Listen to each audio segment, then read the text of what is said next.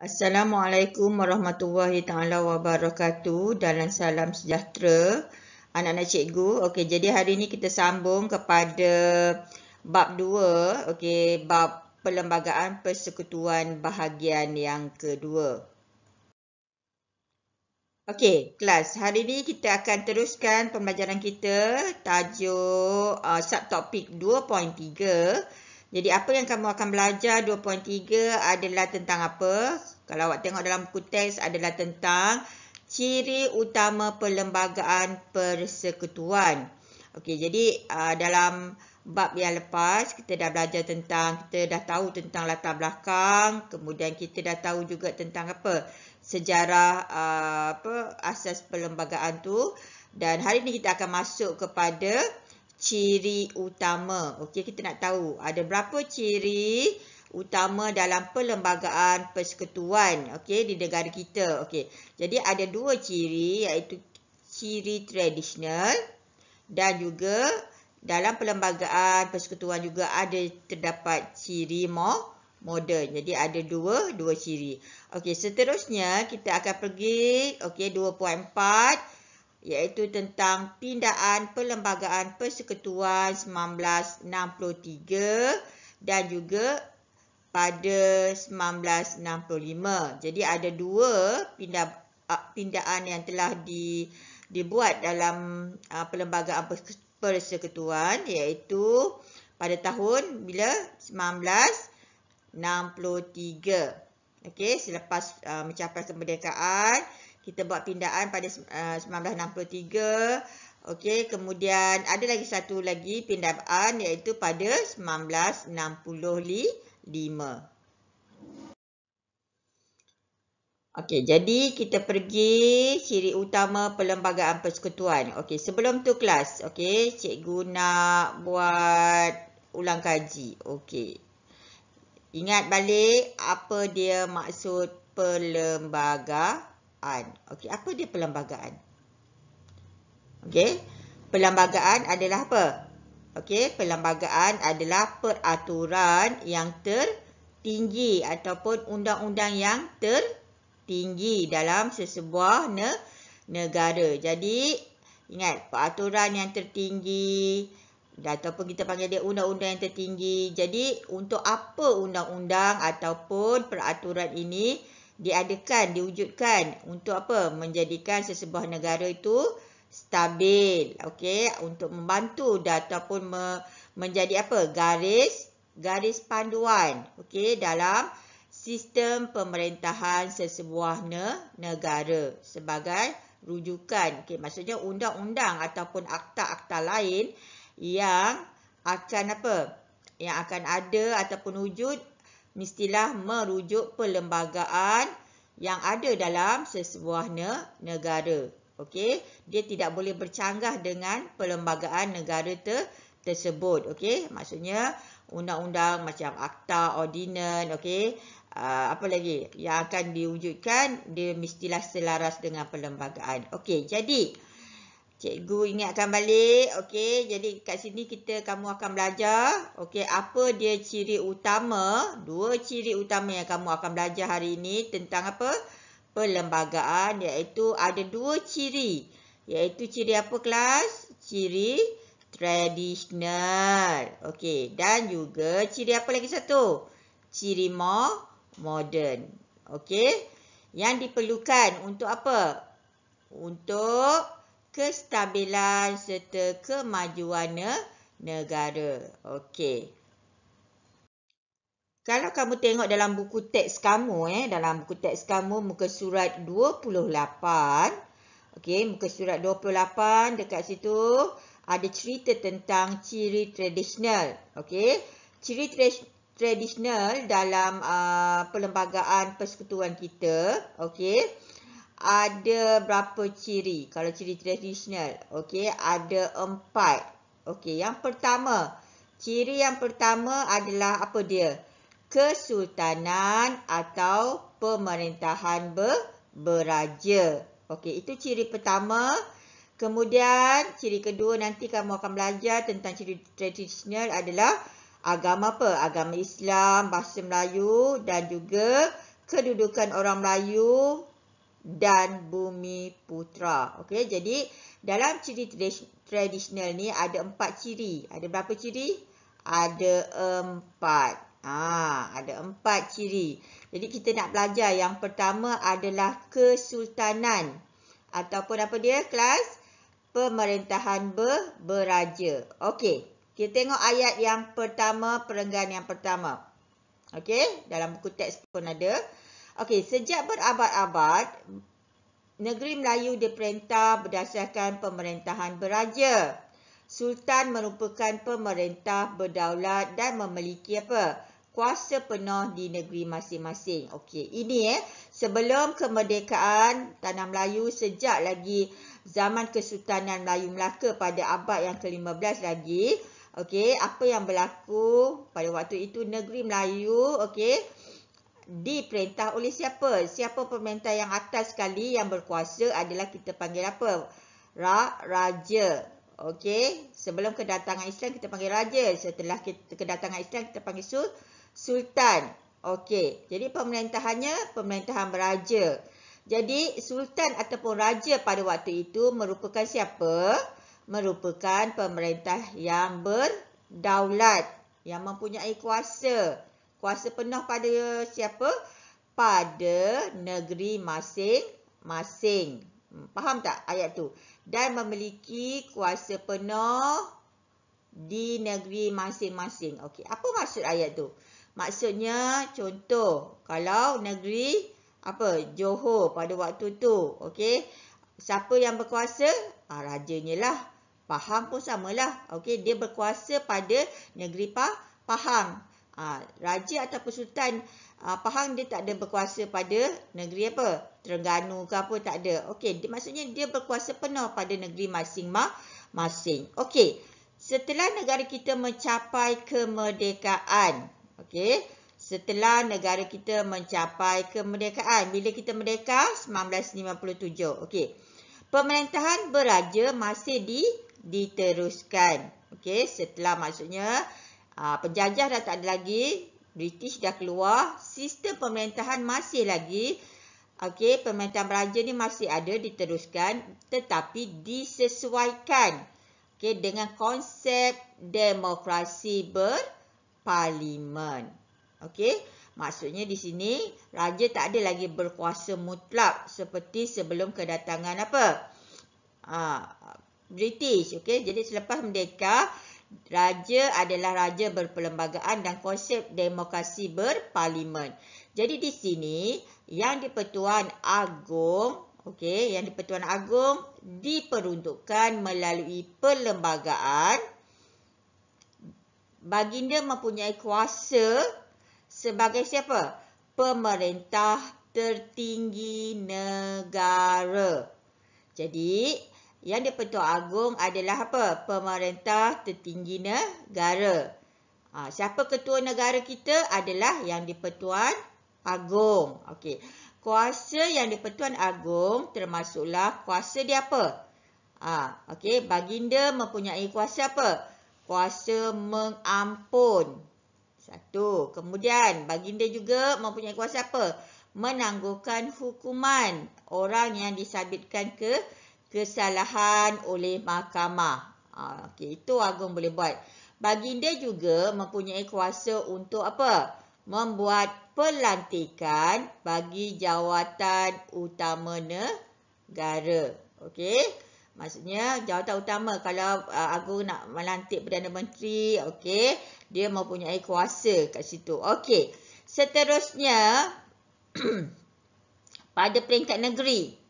Okey, pada peringkat negeri pula, kita tengok di sini. Okey, pada peringkat negeri, siapa yang berkuasa?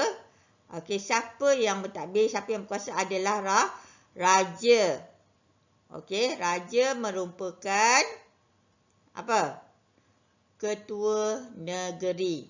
Okey, jadi apa yang baginda lakukan, di mana baginda melaksanakan tugas, okey, melalui nasihat Majlis Mesyuarat Negeri. Jadi Raja juga mempunyai apa? Kuasa untuk apa? Sama juga macam yang di Pertuan Agong, tapi di negeri-negeri ada raja masing-masing kan. Okey, contoh kita ada Sultan Johor, okey, ada Sultan Pahang, okey, ada Sultan apa? Ada Sultan Kedah, Kelantan. Okey, masing-masing negeri-negeri ni siapa yang mengetuainya adalah raja. Dan raja ini mempunyai kuasa apa? Sama juga macam yang di Pertuan Agong. Kalau Agong dia berkuasa pada negara, ini pada negeri dia berkuasa untuk mengampun dan juga menangguhkan hukuman mereka yang disabitkan kesalahan oleh mahkamah, serta okey, baginda juga okey terlibat dalam apa? Jawatan utama negeri. Okey. Raja ni dikenali sebagai apa? Tonggak kehormatan. Okey, keadilan. Di mana baginda boleh menggunakan apa? Membolehkan baginda menggunakan anugerah, penghormatan dan bintang kehormat kepada individu yang terpilih. Okey, jadi di sini kalau awak tengok, hari keputeraan yang di Pertuan Agong, hari keputeraan sultan. Okey, selalunya ada apa? Ada majlis apa? Pengurniaan anugerah. Okey, dapat datuk, dapat apa? Dapat Tan Sri. Tu semua masa dapat bila?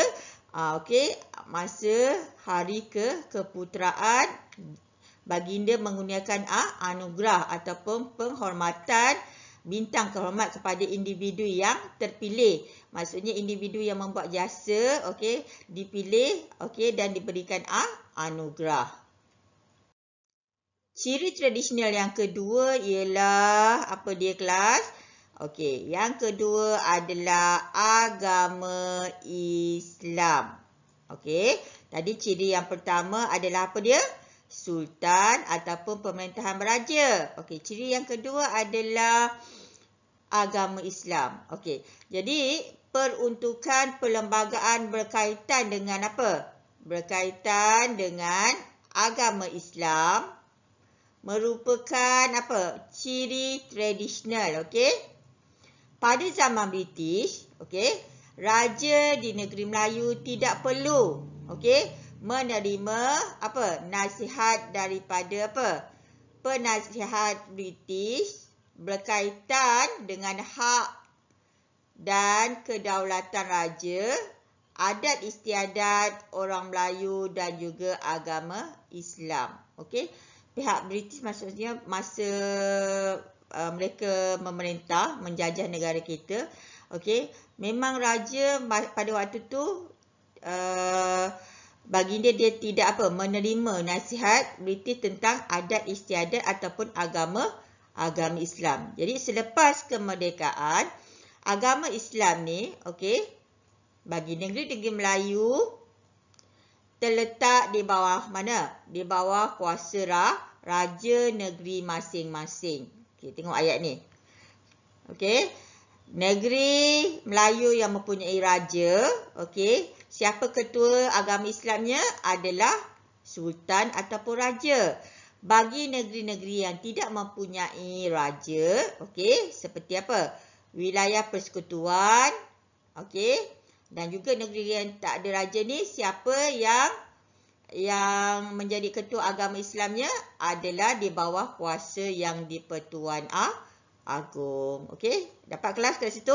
Maksudnya, cikgu rumuskan kat sini, siapa ketua agama Islam di setiap negeri, yang ada raja, contohnya Johor kan, ada raja tak, ada sultan tak? Ada. Siapa ketua agama Islamnya? Adalah Sultan Johor. Kalau negeri yang tak ada sultan, contohnya apa? Wilayah persekutuan. Tak ada sultan kan? Siapa ketua? Ketua agama Islamnya? Ketua agama Islamnya adalah yang di-Pertuan Agong. Dapat kelas tu? Jadi, ciri tradisional yang ketiga adalah apa dia kelas? Okey, ciri tradisional yang ketiga adalah bahasa Melayu. Okey, bahasa Melayu. Jadi, sejak zaman Kesultanan Melayu Melaka, okey, bahasa Melayu telah digunakan dalam apa? Dalam pemerintahan. Okey, dan juga pada waktu itu, bahasa Melayu menjadi apa dia? Lingua franca. Apa dia lingua franca kat sini? Maksudnya, bahasa Melayu dijadikan apa? Bahasa penghubung, okey? Digunakan masa apa? Masa perdagangan, okey? Yang dijalankan di apa? Di pelabuhan Melaka pada waktu itu, okey?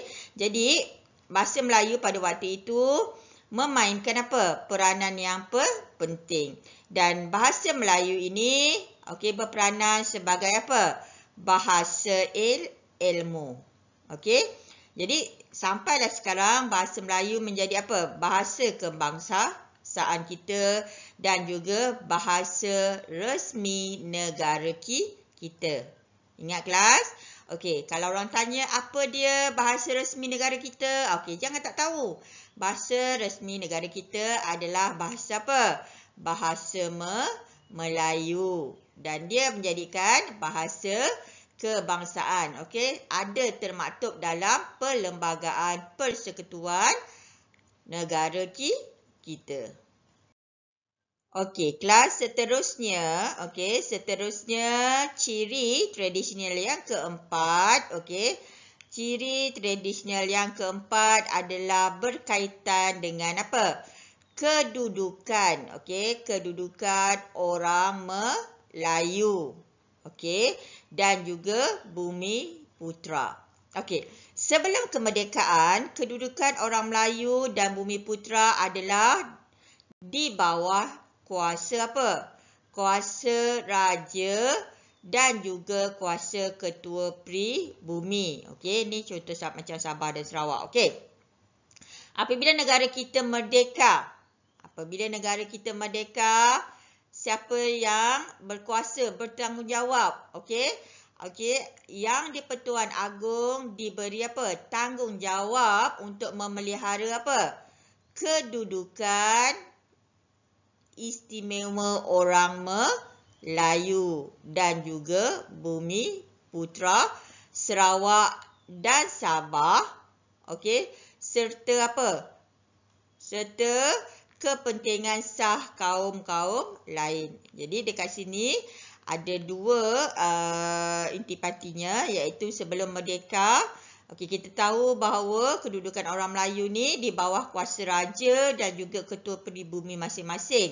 Tetapi selepas kemerdekaan, okey, siapa yang bertanggungjawab memelihara hak keistimewaan orang Melayu dan juga bumi putera di Sabah dan juga di Sarawak dan juga kepentingan kaum lain, okey, kedudukannya adalah apa? Di bawah kuasa siapa? Yang di-Pertuan Agong. Okey, di bawah kuasa yang di-Pertuan Agong. Okey, dapat kat situ kelas? Okey, jadi seterusnya kita pergi kepada ciri apa? Kita pergi kepada ciri yang kedua yang ada dalam apa? Dalam Perlembagaan Persekutuan. Okey, iaitu ciri apa? Ciri moden. Okey. Sebelum kita pergi kepada ciri moden, ingat balik kelas. Okey. Apa dia ciri tradisional? Ada berapa? Ada 4. Apa dia kelas? Okey. Yang pertama apa? Pemerintahan beraja ataupun kesultanan. Betul? Yang kedua apa dia? Menceritakan tentang apa? Tentang agama Islam. Dan yang ketiga tentang apa? Tentang bahasa Melayu. Okey, menjadi bahasa apa? Kebangsaan kita. Kemudian yang keempat adalah tentang apa? Hak-hak keistimewaan orang Melayu dan juga bumi putera. Itu termasuk ciri-ciri tradisional. Okey, kita pergi pula kepada apa yang ada dalam Perlembagaan Persekutuan tu yang dalam bentuk ciri moden. Okey. Ciri moden yang ada dalam Perlembagaan Persekutuan adalah yang pertama ada adalah apa? Kerajaan persekutuan. Okey. Kerajaan persekutuan. Antara perkara utama yang disebut dalam perlembagaan persekutuan termasuklah mewujudkan satu sistem kerajaan persekutuan. Apa maksud persekutuan? Apa dia persekutuan? Ingat tak? Kerajaan persekutuan. Okey. Persekutuan adalah apa? Maksud persekutuan adalah gabungan. Gabungan apa kelas? Ingat balik. Gabungan negeri yang membentuk satu pentadbiran pusat. Dia ada kerajaan pusat. Kemudian ada kerajaan, di bawah kerajaan negeri pun ada. Okey. Ingat balik. Okey, jadi laporan Suruhanjaya Perlembagaan Persekutuan Tanah Melayu menyarankan kerajaan persekutuan. Okey, ingat kerajaan persekutuan. Dan juga kerajaan negeri diberi kuasa dalam bidang-bidang tertentu. Jadi, ada tadi dalam persekutuan, okey, ada kerajaan persekutuan dan juga kerajaan negeri. Okey.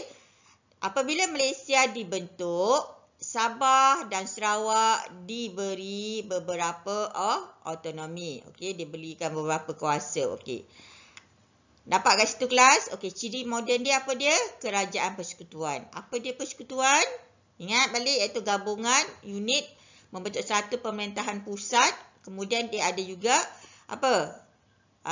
Kerajaan negeri. Ada dipanggil kerajaan persekutuan, okey, iaitu kerajaan pusat dan juga kerajaan negeri. Okey, yang diberikan kuasa dalam bidang-bidang yang tertentu. Okey. Ciri yang kedua, okey, ciri yang kedua dalam ciri moden, okey, iaitu sistem demokrasi apa? Berparlimen. Okey. Perlembagaan persekutuan memperuntukkan sistem demokrasi di Malaysia. Okey, asas kepada demokrasi apa? Asas kepada demokrasi ialah apa dia kelas? Pilihan raya umum. Okey, yang pernah diadakan, okey, di Tanah Melayu pada waktu tu, iaitu pada tahun 1955.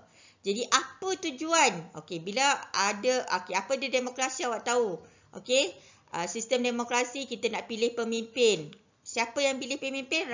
Rakyat. Okey, jadi melalui apa? Melalui pilihan raya. Okey, pilihan raya di Tanah Melayu pada waktu itu telah diadakan pada 1955. Okey, apa tujuan pilihan raya sebenarnya? Okey, apa tujuan pilihan raya?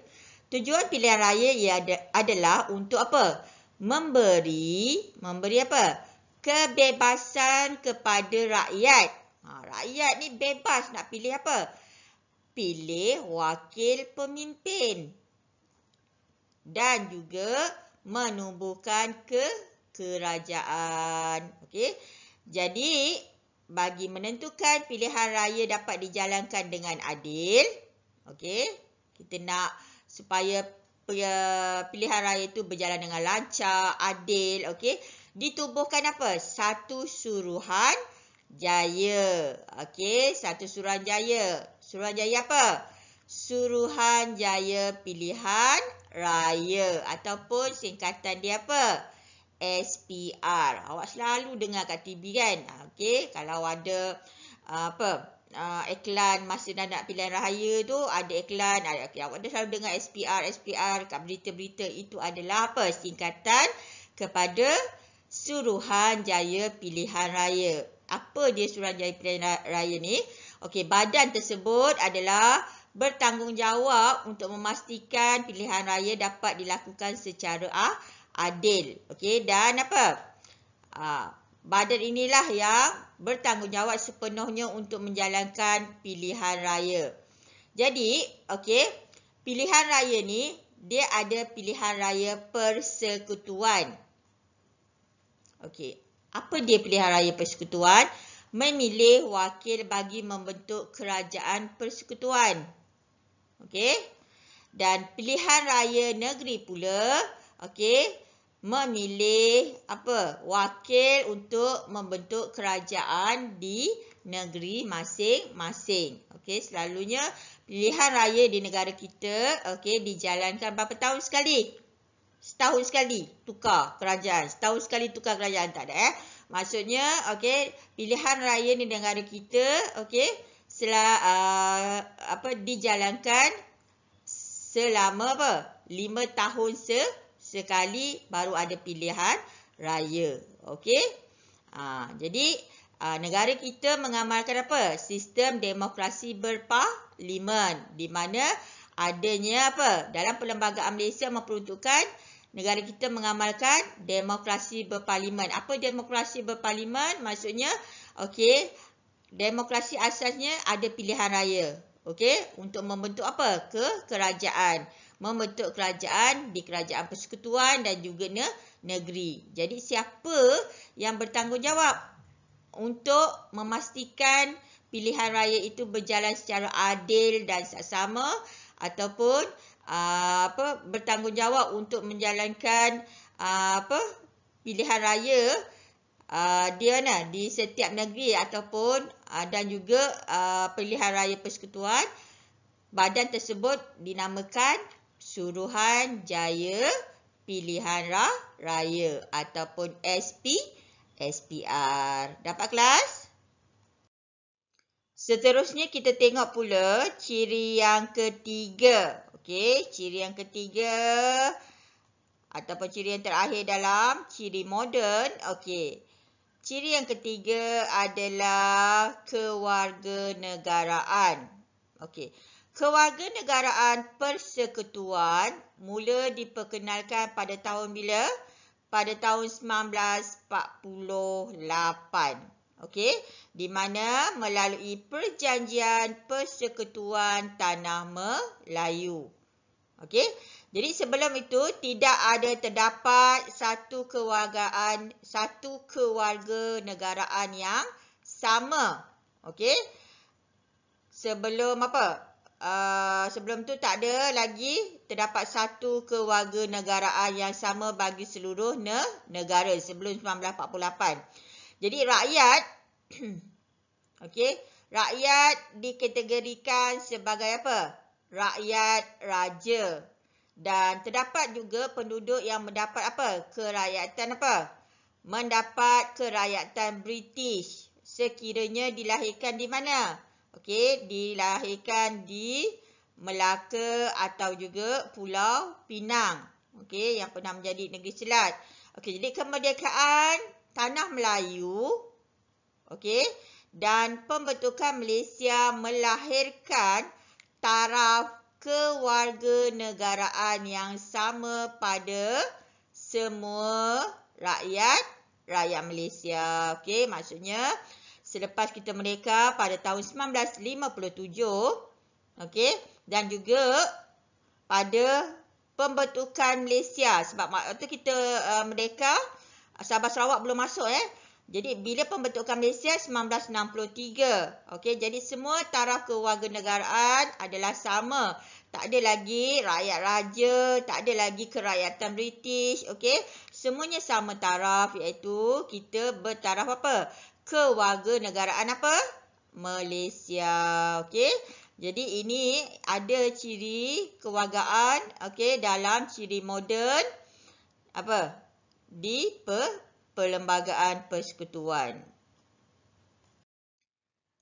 Jadi kita seterusnya kita pergi kepada tajuk 2.4, iaitu pindaan Perlembagaan Persekutuan yang diadakan kita telah meminda pada tahun 1963 dan juga 1965. Jadi ada dua pindaan yang telah dilakukan dalam Perlembagaan Persekutuan negara kita. Sebelum tu Perlembagaan Tanah Melayu telah wujud pada 1957. Jadi Perlembagaan Tanah Melayu 1957 merupakan asas kepada Perlembagaan Persekutuan Malaysia. Awak tahu bahawa Malaysia dibentuk pada berapa? 16 September 1963. Okey. Jadi pada tahun 1963, apa yang berlaku adalah terjadinya gabungan. Okey. Gabungan Persekutuan Tanah Melayu bergabung dengan apa? Sabah, Sarawak dan juga Singapura. Okey. Jadi, pindaan perlembagaan yang dilakukan, kenapa perlunya ada pindaan? Apa dia pindaan? Apa maksud pinda? Maksudnya ada perubahan. Okey. Perubahan yang berlaku, okey, dalam perlembagaan tu dipinda, apa tujuannya? Untuk menyesuaikan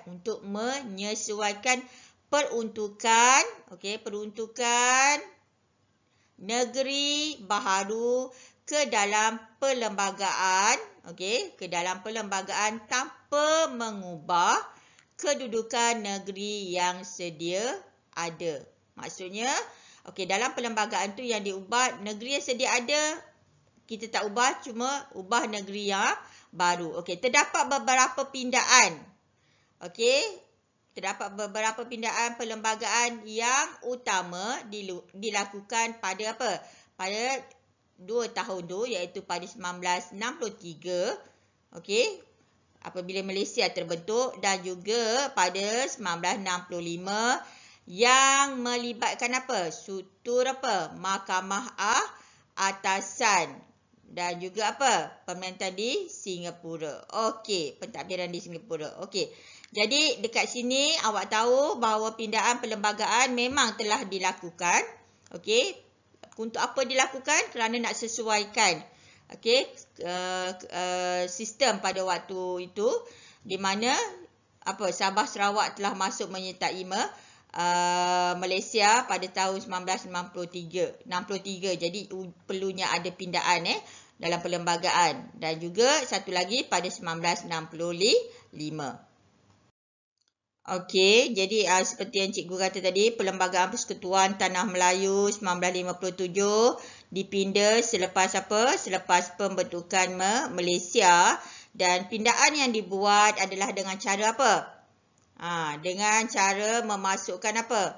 Dengan cara memasukkan klausa, okey, klausa baharu pada bahagian tertentu bagi menyesuaikan, okey, dengan keperluan semasa. Okey, jadi dekat sini terdapat 3 perkara utama yang berlaku dalam pindaan perlembagaan 1963. Okey, apa 3 perkara yang utamanya? Iaitu apa dia?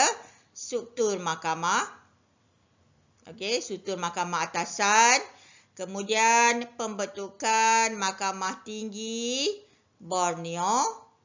Okey, ada Mahkamah Tinggi Borneo. Dan juga jawatan yang di-Pertua Negeri. Jadi, ada apa? Ada 3 perkara yang berlaku dalam pindaan 1963. Apa dia kelas? Struktur Mahkamah Atasan. Saya ulang semula. Yang kedua, pembentukan Mahkamah Negeri Borneo. Okey, dan juga jawatan yang di-Pertua Negeri. Okey, jadi kita tengok pindaan. Okey, pindaan yang berlaku masa pembentukan Malaysia 19 berapa kelas?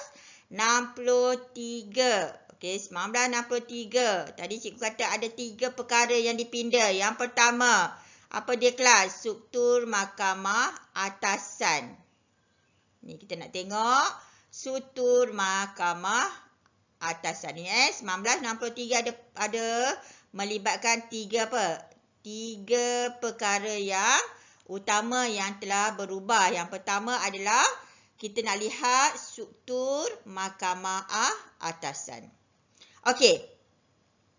Perlembagaan Persekutuan Tanah Melayu 1957 menetapkan struktur Mahkamah Atasan mengikut model apa? Mahkamah Tinggi England. Okey. Masa belum merdeka menetapkan struktur Mahkamah Atasan mengikut model apa? Mahkamah Tinggi England, yang membahagikannya kepada ada apa? ada mahkamah atasan. Kemudian ada mahkamah rayuan. Okey. Apabila Malaysia ni dibentuk, okey, pada tahun 1963, mahkamah atasan diwujudkan iaitu mahkamah persekutuan. Okey. 3 buah mahkamah atasan diwujudkan. Okey, ada 3 mahkamah persekutuan, ada 3 buah mahkamah atasan iaitu apa dia? Iaitu di Persekutuan Tanah Melayu, di Sabah Sarawak serta di Singapura. Jadi mahkamah persekutuan, okey, mahkamah atasan ni kita panggil dia juga mahkamah persekutuan.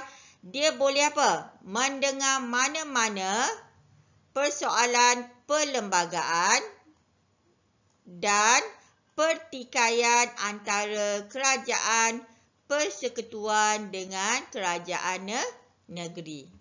Okey. Dapat kat sini kelas? Okey. Jadi terdapatnya perubahan struktur mahkamah atasan di mana pada 1957 kita tahu bahawa mahkamah atasan ini adalah bermodelkan apa? Mahkamah tinggi daripada England. Jadi dia ada apa? Dekat situ ada mahkamah atasan dan juga mahkamah rayuan. Jadi apabila Malaysia dibentuk, mahkamah atasan ni diwujudkan iaitu diwujudkan sebagai mahkamah persekutuan. Jadi ada 3 buah mahkamah atasan diwujudkan di yang pertama di Persekutuan Tanah Melayu, di Sabah Sarawak dan juga di Singapura. Okey, jadi mahkamah persekutuan ni apa yang dia boleh buat? Dia boleh dengar mana-mana persoalan tentang perlembagaan dan juga dia boleh dengar tentang pertikaian antara kerajaan persekutuan dan juga kerajaan negeri. Okey. Pembentukan Mahkamah Tinggi Borneo. Okey, pembentukan Mahkamah Tinggi Borneo merupakan pindaan yang kedua. Okey, yang ada pada 1963. Okey, apa dia? Pembentukan Mahkamah Tinggi Borneo kita dah tengok dekat sini di mana Perlembagaan Malaysia mengekalkan kedudukan Mahkamah Tinggi Malaya dan pada waktu yang sama juga diwujudkan lagi satu iaitu apa? Ada Mahkamah Tinggi Borneo. Okey. Sebelum Sabah Sarawak memasuki Malaysia tak ada lagi, cuma ada Mahkamah Tinggi Malaya. Tapi bila ada Sabah Sarawak masuk, jadi diwujudkan lagi satu Mahkamah Tinggi. Apa dia kelas untuk Sabah Sarawak? Iaitu Mahkamah Tinggi Borneo. Jadi Mahkamah Tinggi Borneo ini apa peranan dia? Peranan dia untuk menguruskan soal kehakiman di mana? Di Sabah dan juga Sarawak. Dapat kelas? Jadi pada tahun 1963 Jawatan Ketua Hakim Borneo diwujudkan dengan berpusat dekat mana? Di Kuching, Sarawak. Okey. Jadi pada tahun 1994 nama jawatan ini diubah kepada Ketua Hakim Bukan lagi Ketua Hakim Borneo, Ketua Hakim Sabah dan juga Sarawak. Okey, dapat kat sini bahawa pembentukan Mahkamah Tinggi Borneo ini wujud selepas wujudnya Sabah Sarawak menyertai Malaysia, di mana sebelum ini dalam perlembagaan hanya ada Mahkamah Tinggi Malaya, tetapi bila Sabah Sarawak masuk dia wujud satu lagi iaitu Mahkamah Tinggi Borneo. Okey, di mana Mahkamah Tinggi Borneo ni peranan dia untuk uruskan segala urusan kehakiman dia di Sabah dan juga Sarawak. Okey, jadi dekat situ jawatannya yang tertinggi Ketua Hakim Borneo kita panggil yang berpusat di Kuching. Tetapi nama jawatan Ketua Hakim Borneo ni telah diubah pada tahun 1994. Diubah kepada apa? Ketua Hakim Sabah dan Sarawak. Okey, jadi itu pindaan yang kedua. Okey, pindaan yang kedua pada 1963. Jadi seterusnya, okey, kita tengok seterusnya pindaan yang ketiga pada 1963. Cikgu kata ada 3 pindaan. Yang ketiga adalah jawatan yang di-Pertua Negeri. Okey, tentang jawatan. Apabila Malaysia dibentuk, okey, Sarawak dan Sabah, kita tahu Sarawak dan Sabah ada sultan tak ada, okey, diketuai oleh siapa? Yang di-Pertua Negeri. Yang dilantik oleh siapa? Yang dilantik oleh Yang di-Pertuan Agong. Okey. Dalam melaksanakan tugasnya, okey, Yang di-Pertua Negeri perlu mengikut apa? Nasihat Majlis Tertinggi bagi Sarawak dan apa? Dan Kabinet bagi negeri Sabah. Okey. Jadi dekat Sarawak ada Majlis Tertinggi. Jadi Yang di-Pertua Negeri perlu apa? Ikut nasihat Majlis Tertinggi. Tapi kalau dekat Sabah, dia ada apa? Kabinet Negeri. Jadi Yang di-Pertua Negeri Sabah perlu ikut apa? Nasihat Kabinet Negeri Sabah. Okey. Jadi ingat kelas balik, jawatan Yang di-Pertua Negeri di Sabah dan Sarawak, okey, dilantik oleh siapa? Oleh Yang di-Pertuan Agong. Okey. Dan jadi kalau di Sarawak, dia jalankan tugas. Okey, Yang di-Pertua Negeri mengikut nasihat siapa? Majlis Tertinggi di Sarawak lah. Kalau dekat Sabah, Kabinet Negeri. Okey, dapat kat situ? Jadi seterusnya kita pergi kepada pindaan yang seterusnya yang berlaku pada tahun bila kelas? Pada tahun 1965. Okey.